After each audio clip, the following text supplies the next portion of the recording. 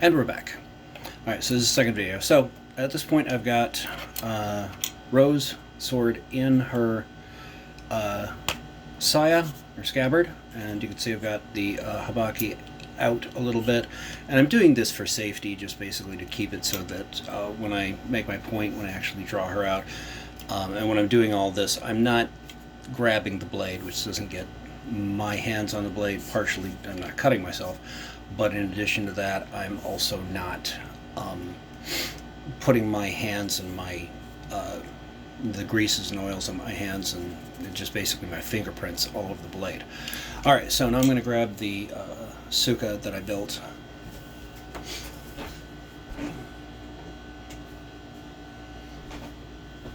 So when I pop this on, you're immediately going to see one thing that I might have done better with more education.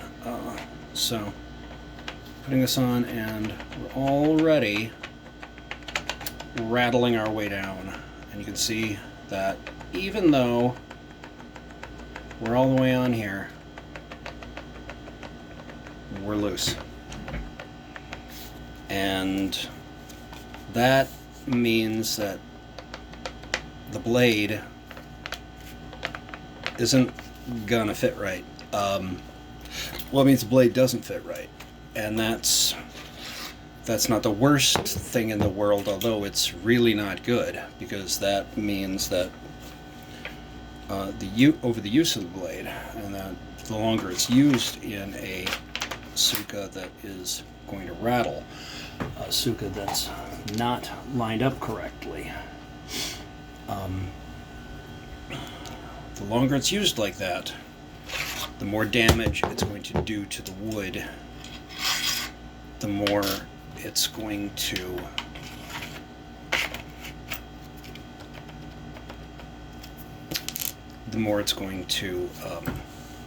scrape on the wood, the more it's going to worsen. And frankly, it also, to be honest with you, it also means that the sword blade is not precisely where I think it is. So I'm going to put in one Makuge. I think I grabbed the wrong Makuge. The Makuge are these wooden pegs that keep everything in place. And because I'm just trying to illustrate points, basically saying like, okay, for my knowledge base at the time, I did okay. Samigawa is good. Little hammer, where are you? I can't find a little hammer. If I can't find a little hammer, I will grab a hammer that I know I can find. Be right back. And I just need to pound down this little peg. Makuge, just to get that a little whack put in place. Alright, so the one, we rattle, and we rattle much more than we should. This should, in theory, be able to set with no rattle, no moving around, anything, even without the pegs. 2, this is really, really big. And when I draw the sword, you can see that in 2 hands, and even just in 1 hand, this is like as big as I possibly could hold in my hand.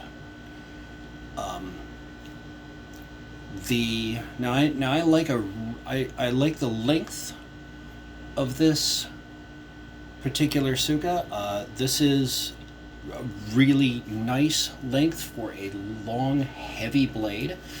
And like I said, I want to illustrate the width and the thickness of the blade, so I'm going to get something to measure it against.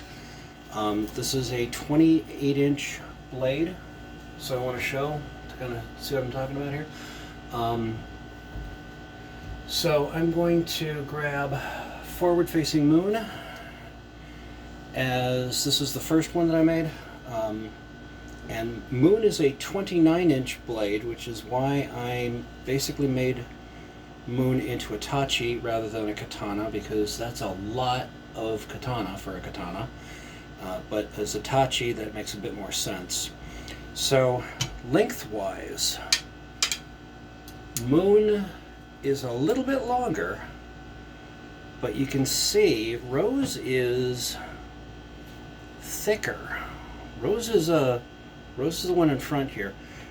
Rose is more massive, more of a heavy blade, more width in that blade. When I turn everybody to the side, I don't know if you can see this easily, but I'll try to get everything closer.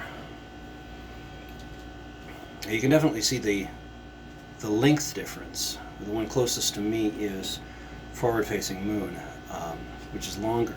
But if I move everybody closer,